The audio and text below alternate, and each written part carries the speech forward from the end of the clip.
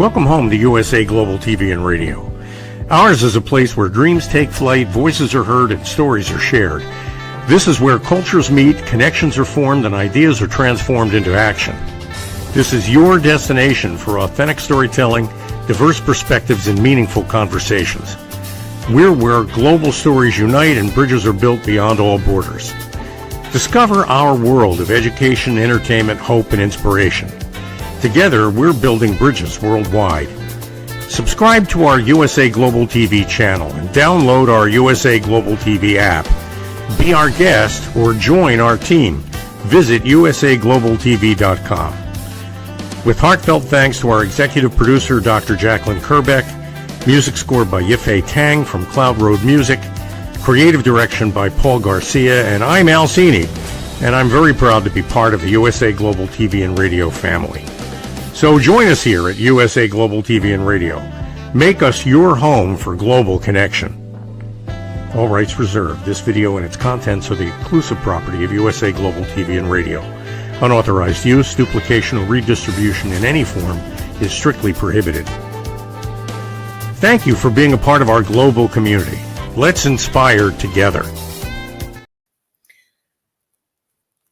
Hello and welcome to USA Global TV and Radio, where we provide world-class education, entertainment, hope and inspiration.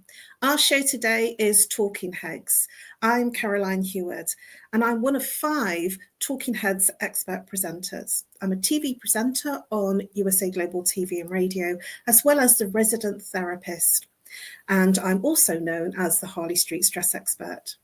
And I'm an expert presenter in today's topic, which is part of the Mind and Body Connection series.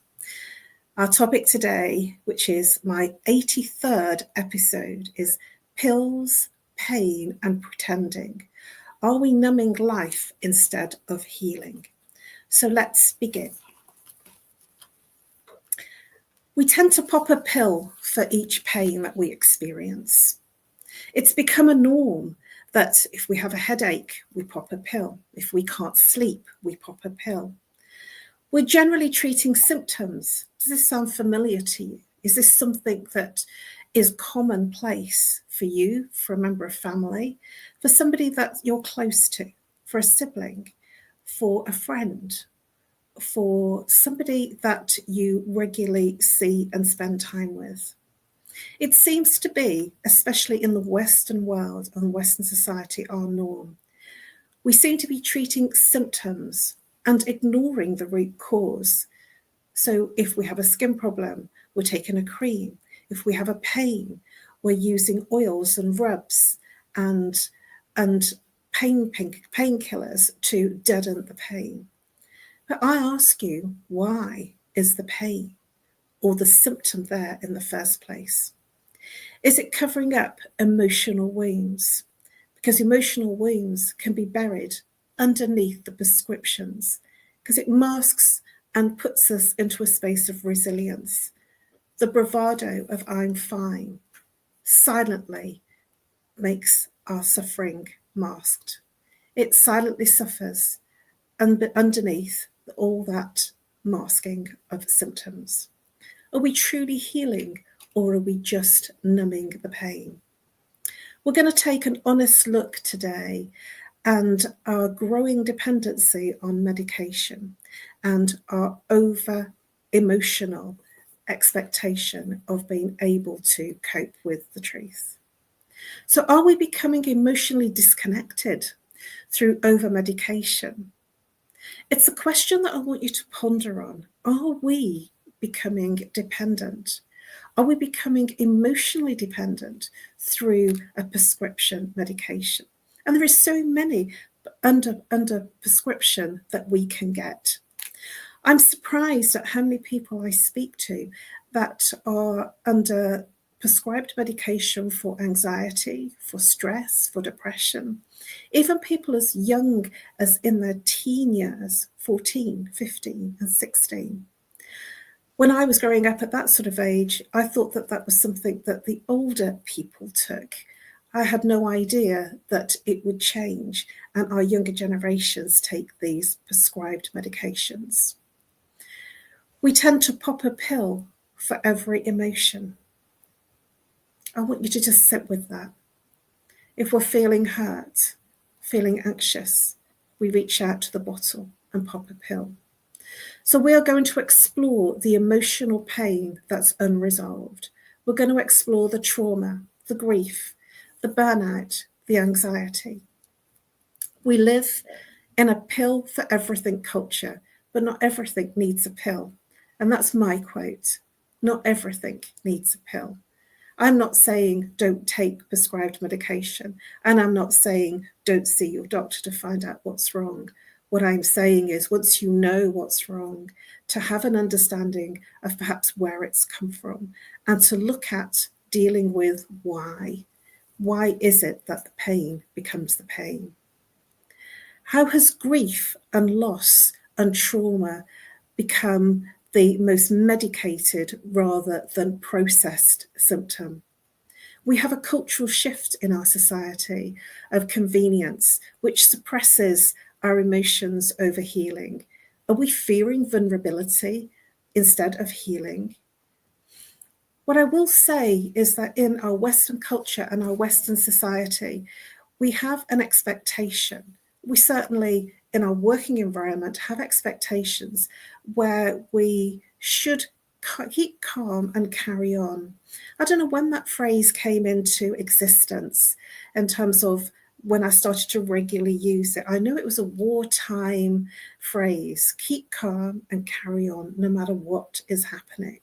But keep calm and carry on, and somebody has just died, somebody that's close to you, or you've suffered a family loss in terms of a breakdown within the family. You've suffered illness within the family where the person has mental health issues or is dependent on you for health reasons. These are things that have an emotional playbook. But what we are doing in our Western society is pushing down the emotions and feelings.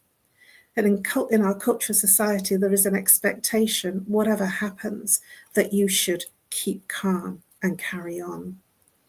It is a convenience to keep calm and carry on so that you don't have to deal with the emotions and feelings. And there is a fear for many people, especially in the Western culture, particularly of looking and feeling vulnerable.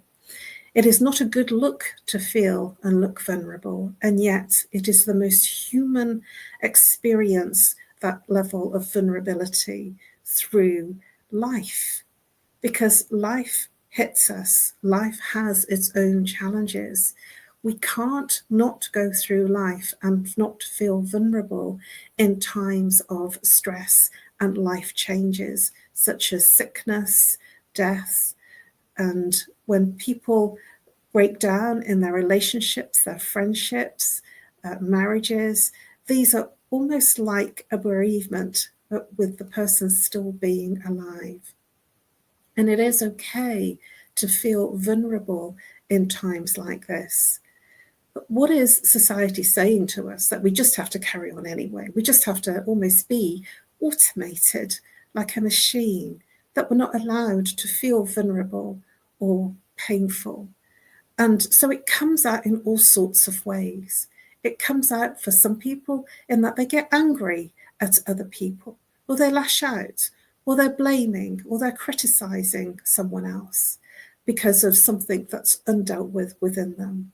Have you been subject to somebody lashing out at you and almost throwing their toys out the pram every time you do something little that might not be appropriate for them?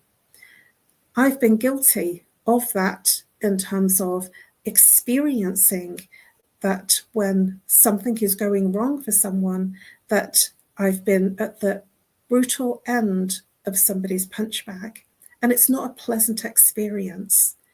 Do you ever get the experience where people have thrown their toys out the pram at you? They're threatening you. They're saying, I'm going to leave. I'm not doing this if you don't do this. This is how it's coming out, an unresolved emotion, an unresolved anger. When we are angry about something and we're not dealing with that anger, when we suppress it, it gets expressed in our external environment at others and at situations and experiences, which is really nothing to do with the other person. Everything is expressed as part of what you're not dealing with. Grief is not a disorder. It's not a disease. It's a sign of, it's not a sign of weakness. It is an emotional, physical, and spiritual necessity. This is a quote by Earl Grolman. Let me read that again to you. Grief is not a disorder. It's not a disease or a sign of weakness. It is an emotional, physical, and spiritual necessity. Earl Grolman. When a grieving happens in whatever way that it does, and we can go through a bereavement or a grieving process, even when somebody has been diagnosed with a terminal illness, something like dementia, Alzheimer's, because that person is dying at each stage of that illness. And so even though the person is alive, the person is dying right in front of us because they're losing what's truly them and what's truly who you were with them and the relationship. And so we have many grievings when somebody has been given a terminal diagnosis that is difficult for the family, for the friends, for the relationships to deal with. Society has this pressure, and it is a pressure to keep going, and it creates emotional suppression. And what I mean by that is if you feel like you just want to scream or cry in anger, in upset, in sadness, it's okay. It's absolutely okay to do that. Instead of treating the symptoms, not the root cause, it's completely okay to feel that sense of expression of your emotions. Why do people make it wrong to express our emotions? Because we're generally a society, certainly in the Western world, that we don't handle somebody else's emotions really well. We probably don't handle our own very well, and so we don't handle other people's emotions. And so there is a fair weather saying, how are you today? And many people turn around and say very quickly, it's almost like a knee-jerk or an instinctual reaction, I'm fine. But when somebody says, I'm fine, it's really not true, because you wouldn't say, I'm fine, and mean it. And even if they're not fine, if you say it again, how are you? They might turn around and say, I'm okay. Ask a third time, how are you? And then you might get a true answer. You might get a real answer. It is emotional. There are physical and psychological consequences of masking the symptoms of emotional pain.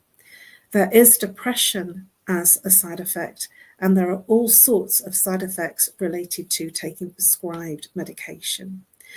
I don't have a huge downer on people taking medication. It is not my path of taking medication and treating symptoms. And at the same time, I understand and totally respect when somebody is taking medication for symptoms that it is their path. What I question and what I ask is, what's it in relation to? What is that skin problem in relation to?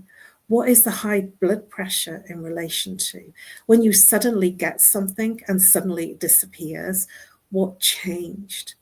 Because our body is expressing what we are not dealing with. When you suppress it, it expresses in your body and in your physiology and in your emotional and feeling sensitivity.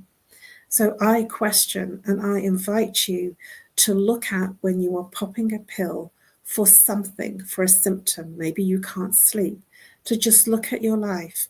And sometimes it's difficult to look at your life, and sometimes it's challenging to look at why, because it's so much easier to pop the pill. And I didn't change until I worked for a company called Holland & Barrett, and I was only 27 at the time.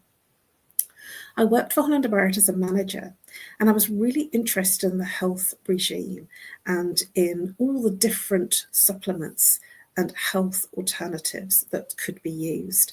I was extremely explorative, and I took a lot of interest in all of the training. And at 27 years old, I realized that the pill that I was popping for the antibiotics wasn't solving the constant throat infections and tonsillitis. And it was in that space that I started understanding why the tonsillitis was the tonsillitis, why it kept repeating, why I had irritable bowel syndrome, what was creating it, what was my reaction. And now I'm much more self-aware of my personal reactions versus what I'm actually feeling and experiencing from a symptom basis. And so when I feel angry, I notice different things that flare up if I don't express the emotion. And I'm not suggesting that you get angry at someone, because that emotion is yours to handle, that is yours to experience and yours to feel. And it's a perfectly natural, anger is perfectly natural for you to experience as a response to things that are happening in your life. We can't control everything. And the things that we tend to get angry about are things that we can't control. So my invitation to you is to feel okay to not be okay, and to feel okay to express any emotion that you feel. Do it privately. It might be in a letter. It might be that you find someone that you feel comfortable to talk to, that can be a confidant, that will allow you to speak openly without fear of you feeling vulnerable or judgment. So let's look at why pharmaceutical products are being used as a quick and deeper emotional path.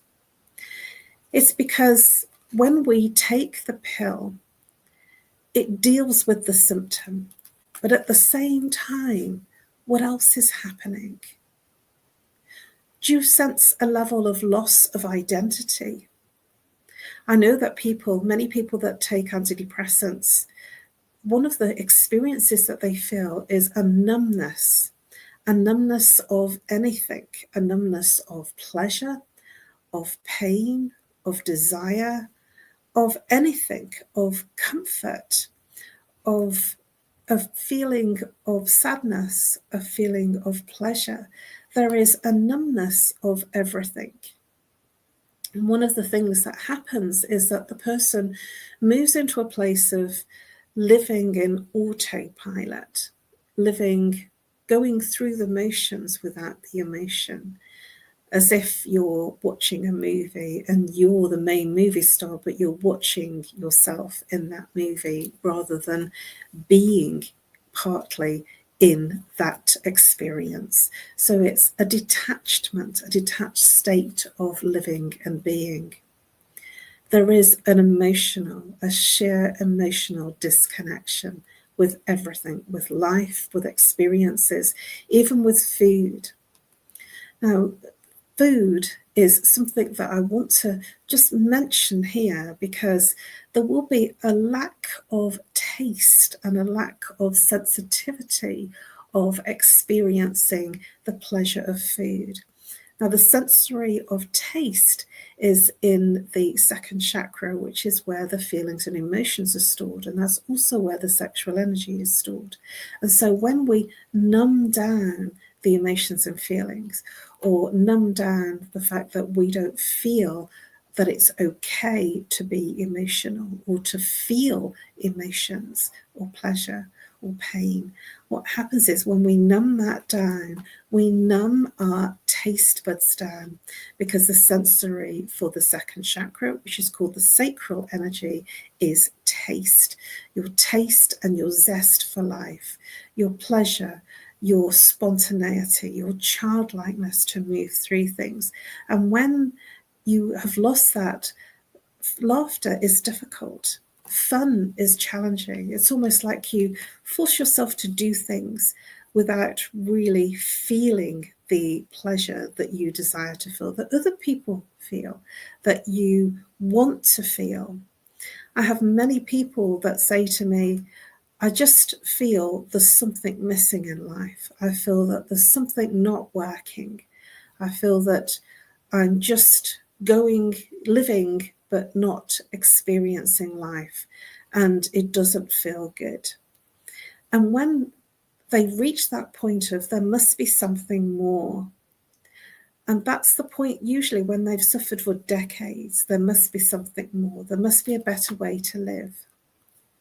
When you were born with no mind. And when we suppress the emotions and feelings, because life and things happen, the escape route is the mind. And so when we shut off our experiences from a sensory and a feeling space, and when we shut off our sensories from feeling and experiencing, then we are living in a disconnected way and on autopilot. And that has an impact on our relationships, whether it's an intimate relationship, whether it's a friendship, whether it's a relationship with family, siblings, parents. We will feel a disconnection generally in life. And even when we're with groups of people, they will feel still a disconnection. It's like watching a movie play out in front of you, and you're seeing everybody else having fun and it's all good, but it's almost like you don't feel it. And that takes a huge toll on the body, emotionally, physically, and mentally. Because if you're pushing yourself through each day and not experiencing how you were meant to experience life, that creates a huge toll. And that also takes you out of who you were supposed to be and how you were supposed to live and how you were supposed to experience life. Remember the analogy of the newborn baby. Everybody will goo and gar at a newborn baby because there is no mind, there is no working something out or pushing through something. There is only a sensory experience of pleasure. That's all there is. Yes, there is no mind. And if they smell chocolate, they want it. Doesn't matter what time, they won't analyze it.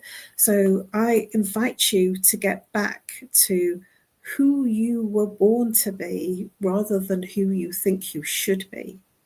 Yes, there are times and there are moments where you have to get the job done, not to the demise of being able to express and to feel what feels rightfully okay for you to feel when there is a challenge within your life. So how can we recognize the signs of dependency and both with emotional and chemical?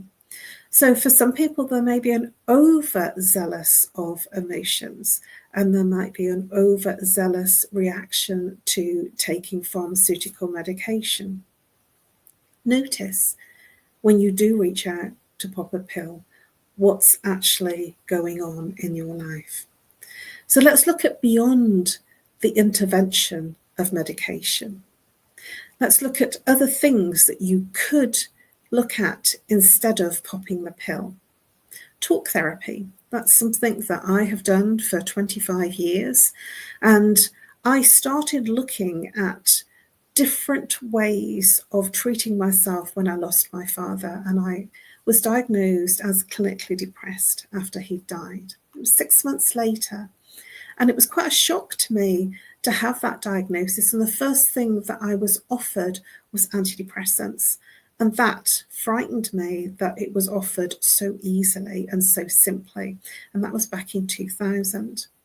So we've come a long way since then, and much has changed. And there is much more emphasis on writing a prescription from the doctor's perspective for depression. Being clinically diagnosed is something that many people wear as a label. It horrified me, and so I started to look for answers. And in looking for answers, I found my solutions in new training and a new career. And part of that training was to look at all types of alternative complementary therapy. At that time, it was called alternative therapy, but complementary therapy, to enable me to process what I hadn't processed when my father died. And what it also did was it enabled me to process things that I hadn't processed when I was a child, and through all the different life changes and challenges that I had experienced. And so talk therapy I found incredibly helpful, not from the perspective of just saying everything that I needed to say for an hour, but in the talk therapy training that I did, I actually trained in chakra psychology and human behavior.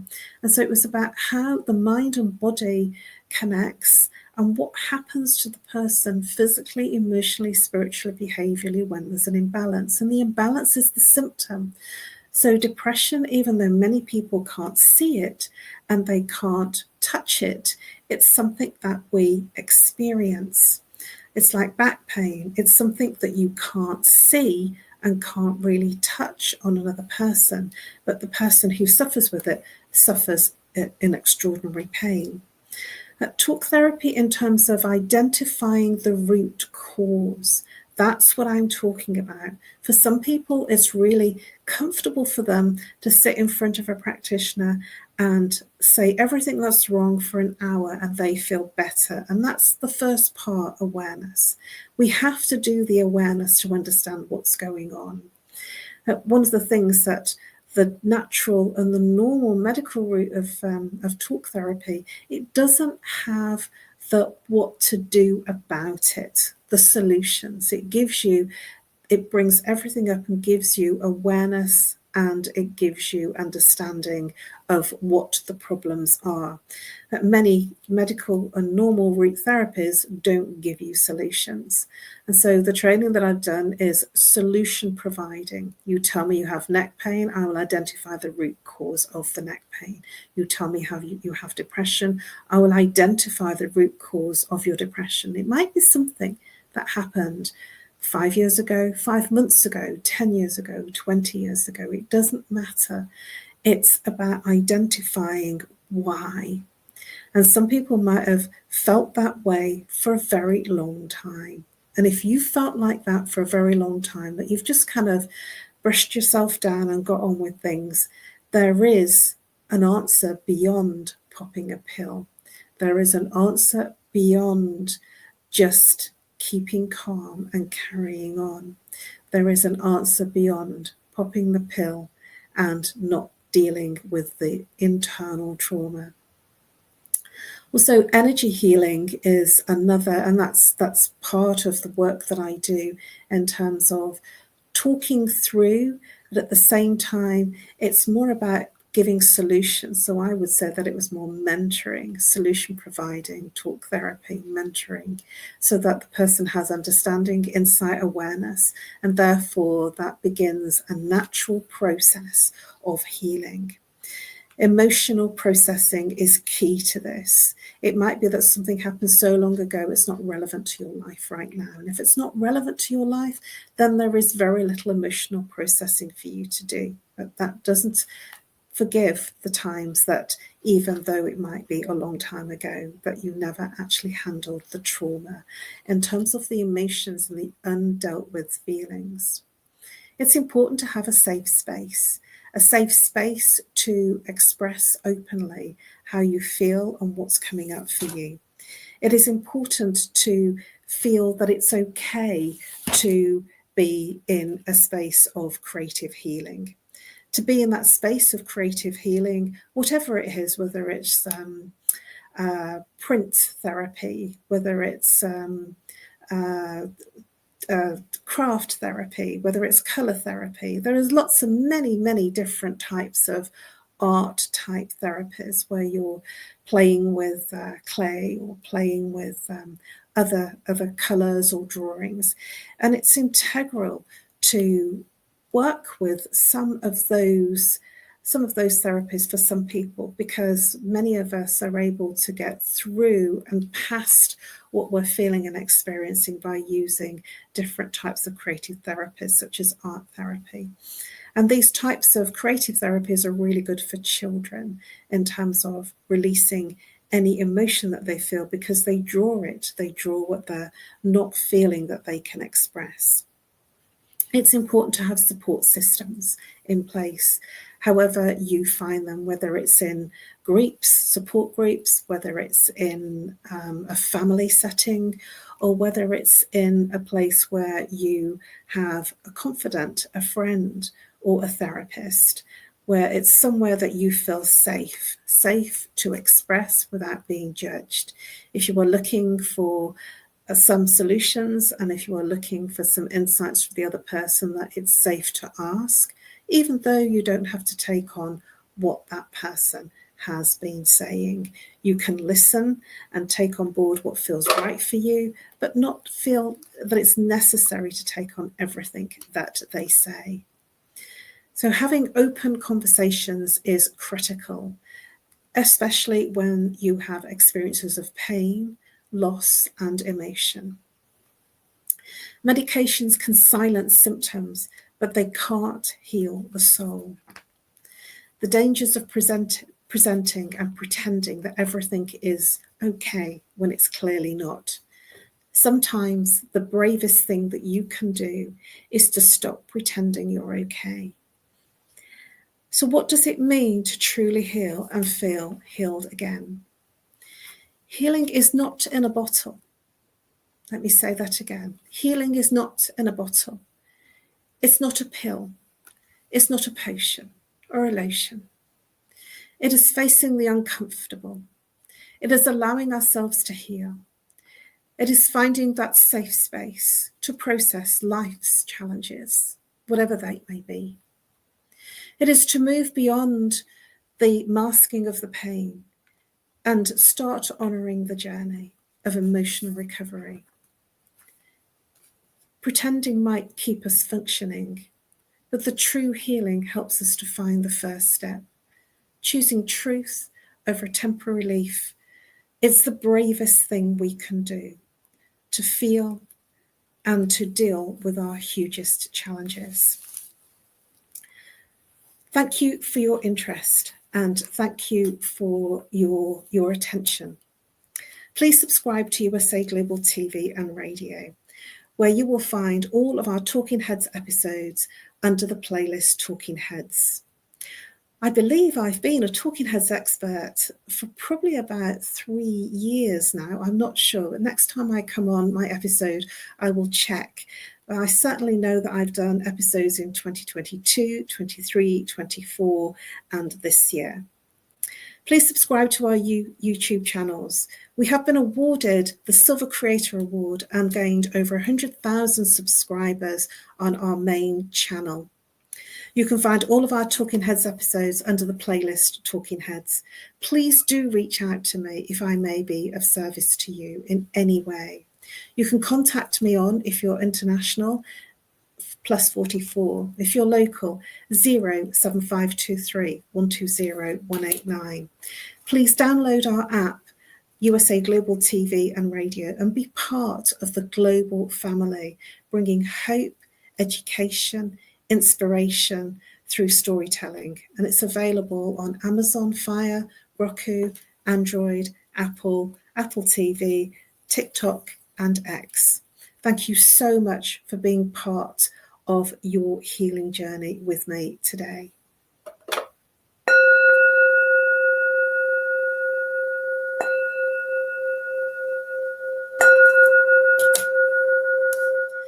Namaste. USA Global TV and Radio proudly presents Steve Klein Art at steveklein.art. My name is Steve Klein, born Manchester, England, 1953. My quest in my lifetime is to create artwork from my soul and the deepness within my wildest dreams and fantasies. In 2012, my heart stopped when I was given too much anesthetic for a minor knee operation, and this near-death experience took me to another multidimensional world, an out-of-body experience, and I was given the gift of being blessed by an overwhelming, burning passion to become, for the very first time in my life, an artist with an eternal, passionate desire to bring my art, which I've named multidimensional, subliminal, freeform art, to the world, as only 3% recover from what I experienced, and now in my golden years want to release my cosmic, vital energy through my art to allow people to be a part of my cosmic dance. To learn more, email roccogoodwine@gmail.com. For VIP pricing, mention USA Global TV and Radio.